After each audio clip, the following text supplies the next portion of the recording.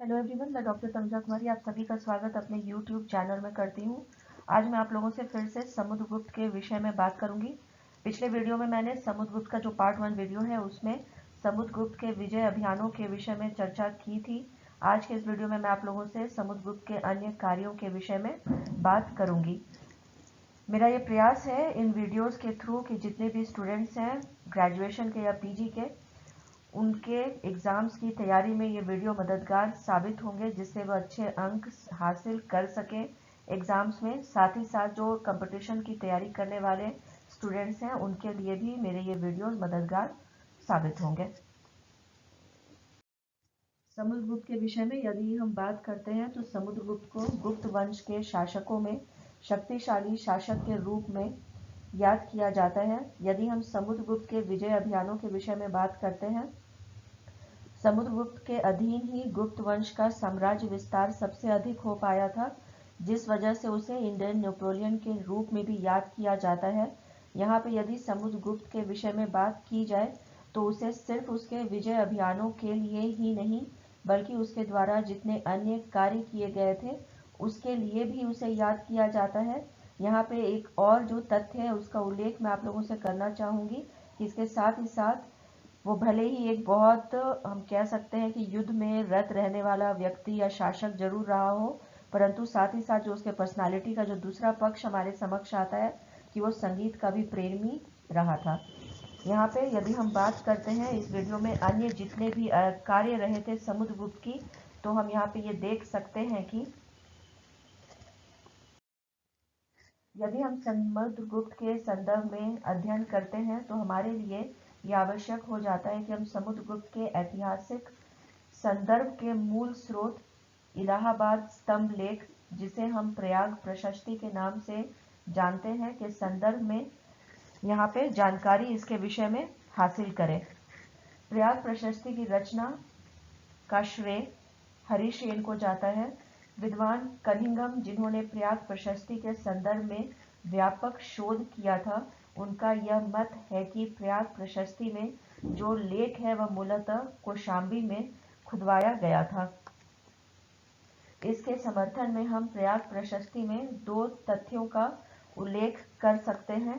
पहला यह कि इसके ऊपरी भाग में शासक अशोक का एक लेख अंकित है जिसे उनके द्वारा कौशाम्बी में खुदवाया गया था। प्रयाग प्रशस्ति के संदर्भ में हालांकि विरोधाभास भी रहा है, वह यह है कि महत्वपूर्ण ऐतिहासिक स्रोत के रूप में जिसे हम मानते हैं, जिनका जो कार्य रहा है लेखन कार्य, चीनी यात्री ह्वेनसांग का, उन्होंने अपने विवरण में प्रयाग प्रशस्ति का उल्लेख नहीं किया है। अगर हम मध्यकाल की बात करें तो अकबर के द्वारा इसे कौशाम्बी से हस्तांतरित करते हुए इलाहाबाद के किले में स्थापित किया गया था। प्रयाग स्तंभ में समुद्रगुप्त के लेख के अतिरिक्त अशोक के 6 मुख्य लेखों का एक संस्करण, रानी का अभिलेख, कौशाम्बी के महापात्रों को संघ भेद रोकने संबंधी आदेश, जहांगीर का एक लेख के साथ ही साथ परवर्ती काल का एक देवनागरी लेख भी उत्कीर्ण किया गया है।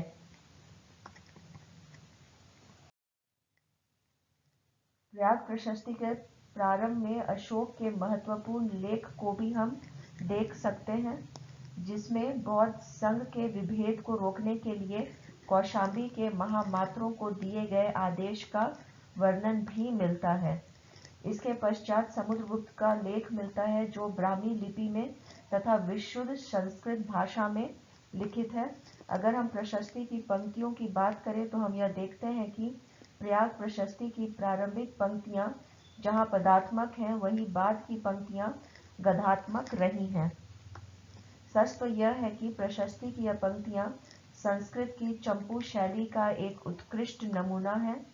प्रशस्ति की भाषा की अगर बात की जाए तो प्रशस्ति की भाषा प्रांजल है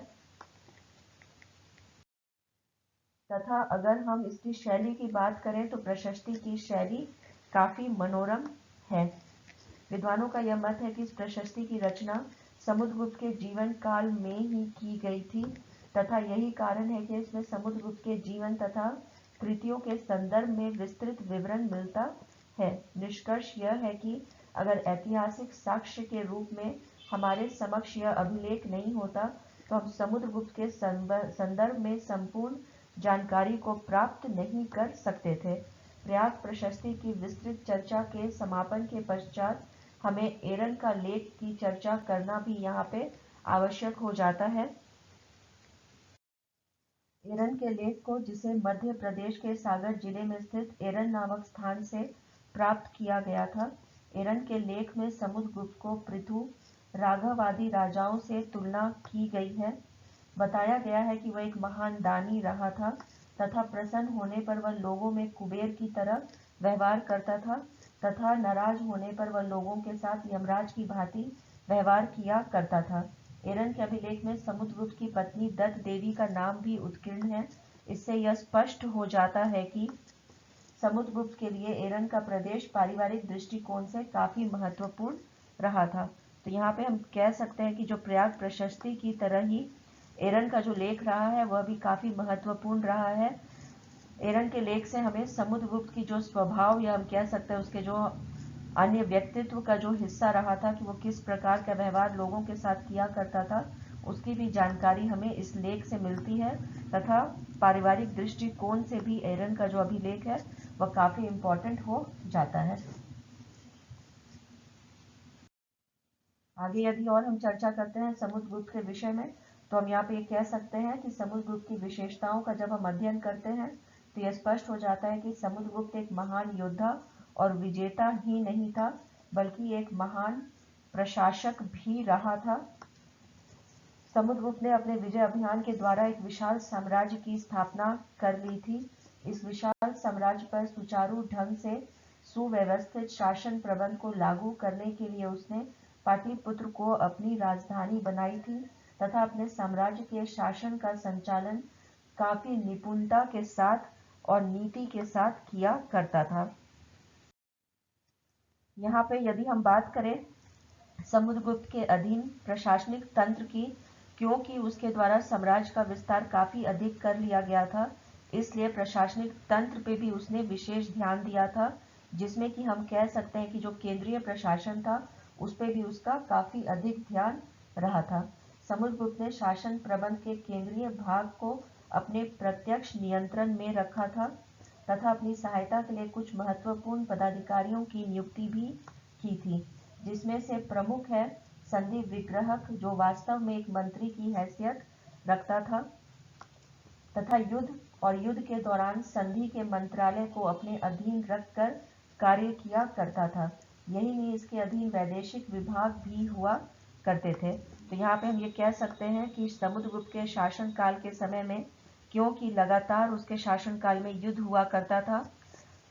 इस कारण जो ये यहाँ पे नियुक्ति उसके द्वारा की गई थी संधि विग्रह की, ये सबसे अधिक इम्पोर्टेंट हम कह सकते हैं कि पद रहा था, जिसका कार्य न सिर्फ युद्ध बल्कि युद्ध के दौरान भी रहा था और वैदेशिक मामलों की भी देखरेख किया करता था।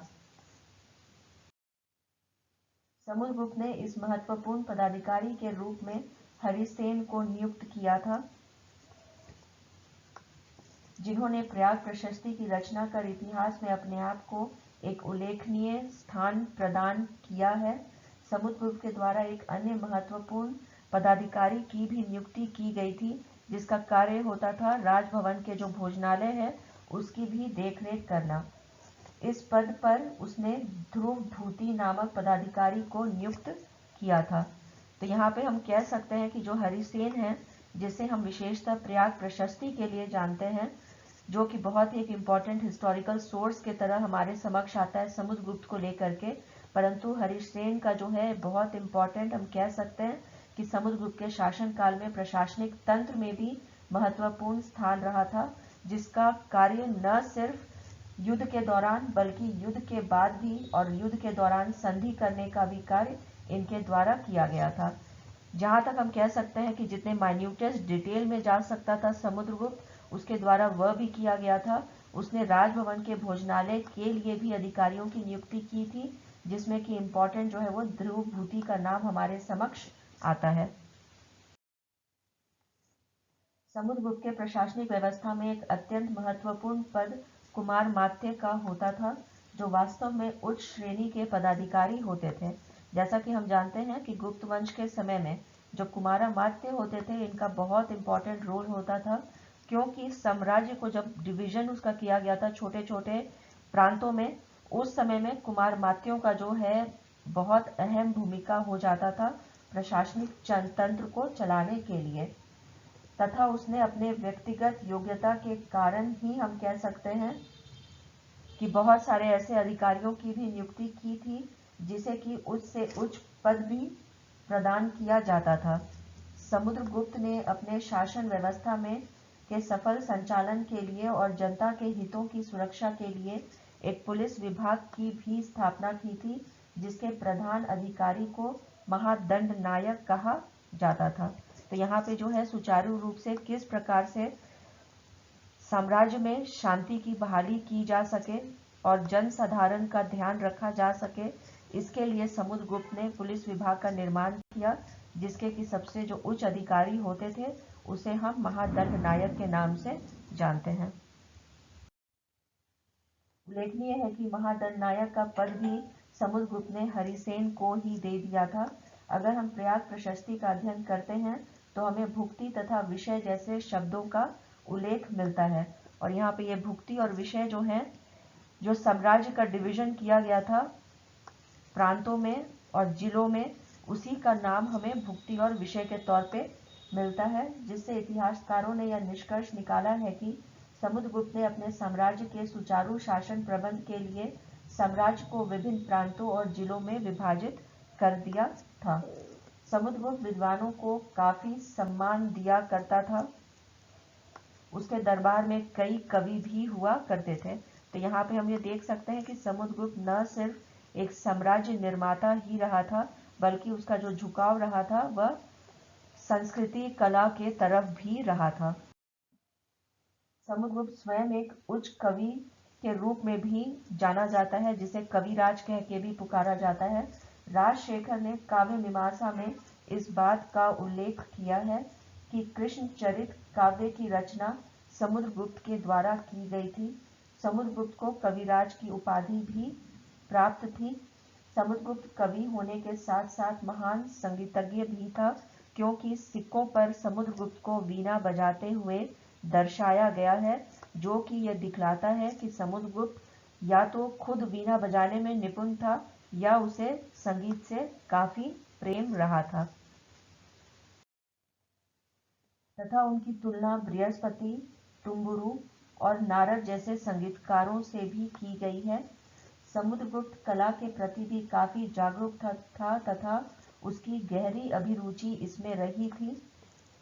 और इसका प्रमाण हमें समुद्रगुप्त के शुद्ध सोने के सिक्कों से भी मिलता है। समुद्रगुप्त ने पूर्व में प्रचलित मिश्रित स्वर्ण मुद्राओं का त्याग कर दिया था तथा शुद्ध सोने के सिक्कों को प्रचलन में लाया था। यहाँ पे यदि हम और अधिक समुद्रगुप्त के विषय में चर्चा करते हैं तो हम यह देखते हैं कि समुद्रगुप्त धार्मिक विचारों का भी अध्ययन किया करता था,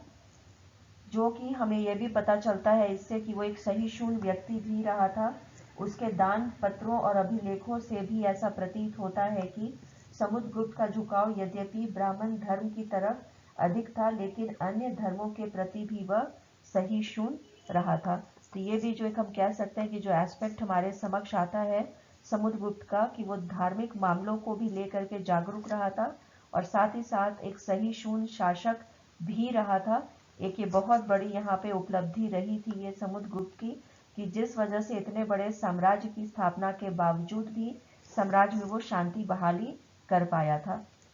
यहाँ पे माफ करिएगा, सहिष्णु की जो स्पेलिंग है यहाँ पे गलती हो गई है।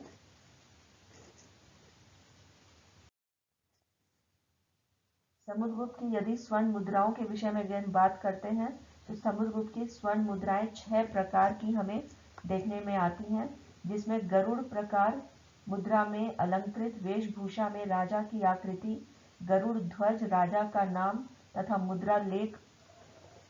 उत्केरित हमें मिलता है। धनुर्धारी प्रकार स्वर्ण मुद्राएं के मुख भाग पर सम्राट जहां धनुष बाण धारण किए हुए हैं, वही पृष्ठ भाग में सिंह वाहिनी देवी के साथ उनकी उपाधि अंकित की गई है। परशु प्रकार की मुद्रा के मुख भाग में बाएं हाथ में परशु धारण किए हुए राजा का चित्र है, तो वहीं पृष्ठ भाग में देवी की आकृति तथा उसकी उपाधि कृतांत परशु अंकित है। अश्वमेध प्रकार के सिक्कों के मुख भाग पर यज्ञ में बंधे हुए घोड़ों का चित्र है तथा पृष्ठ भाग पर दत्त देवी की आकृति के साथ अश्वमेध पराक्रम अंकित है। यहाँ पे यदि हम बात करते हैं अन्य सिक्कों के विषय में, तो व्याघ्र हनन सिक्कों में मुख भाग पर व्याघ्र का आखेट करते हुए राजा की आकृति तथा पृष्ठ भाग पर मकर वाहिनी गंगा की आकृति के साथ साथ राजा समुद्र गुप्त उत्कीर्ण है। वीणा वादन प्रकार के सिक्कों के मुख भाग पर वीणा बजाते हुए राजा की आकृति है, वहीं पृष्ठ भाग पर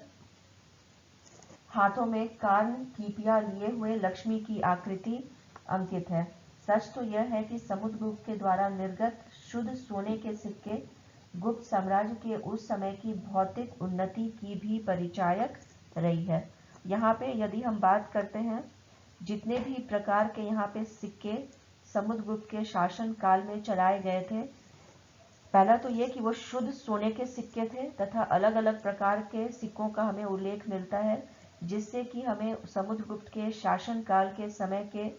जो उस समय के प्रमुख देवी देवता रहे थे या समुद्रगुप्त का जिसके प्रति अधिक झुकाव रहा था या जो उसकी रानी रही थी, इसका अंकन हमें सिक्कों में मिलता है। यदि हम हम कह सकते हैं कि अगर यहाँ पर डिस्कस करें समुद्रगुप्त के विषय में, तो यहाँ पे निश्चित कहा जा सकता है कि समुद्रगुप्त न सिर्फ एक साम्राज्य निर्माता था बल्कि एक अच्छा प्रशासक भी रहा था। इसी कारण उसने अपने साम्राज्य को जो है विभक्त करने का कार्य भुक्ति और विषयों में किया था। साम्राज्य में किस प्रकार से शांति बहाली की जा सकती है और जन साधारण का किस प्रकार से ध्यान रखा जा सकता है, इसके लिए उसने एक पुलिस विभाग का भी निर्माण करवाया था, जिससे कि साम्राज्य में शांति बहाली की जा सके।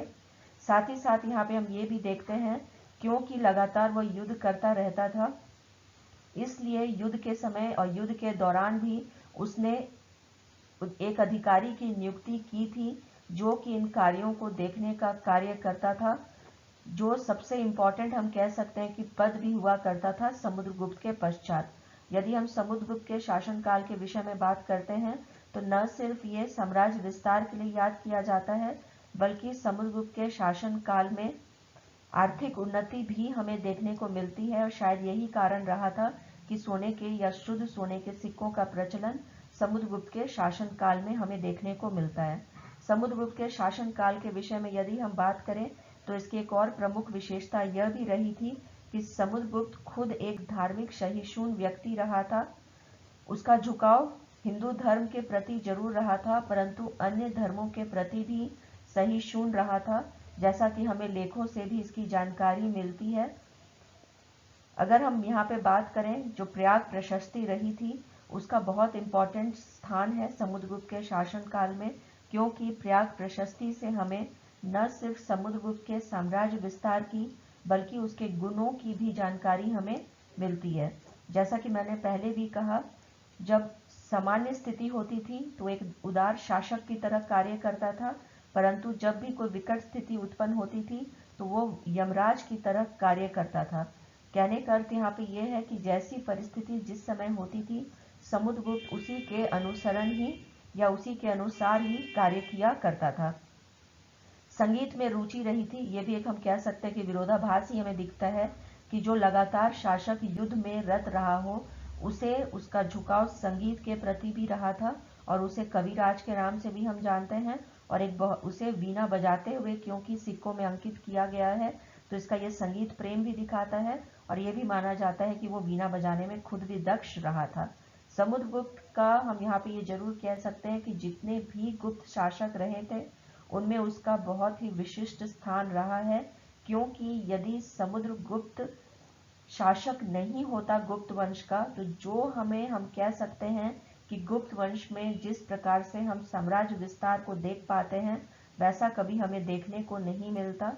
समुद्रगुप्त की सबसे बड़ी उपलब्धि यही रही थी कि उसने एक बैलेंस बनाने का प्रयास किया था युद्ध में लगातार लगे हुए रहने के बावजूद भी साम्राज्य के प्रशासनिक तंत्र को भी उसने मजबूती से स्थापित करने का कार्य किया था। यहाँ पे ये कहना गलत नहीं होगा कि समुद्रगुप्त ने जितनी खूबियां हो सकती हैं किसी एक शासक में, वो हमें दिखाई देता है। इसी के साथ समुद्रगुप्त के संबंध में जो चर्चा है यहाँ पे समाप्त करती हूँ। यदि आप लोगों को मेरे ये वीडियो समुद्रगुप्त के जो पार्ट 1 और पार्ट 2 दो पार्ट्स में बने हुए हैं, यदि आप लोगों को पसंद आया हो तो प्लीज़ इसे लाइक करें, शेयर करें और सब्सक्राइब करें। Thank you. Please stay connected.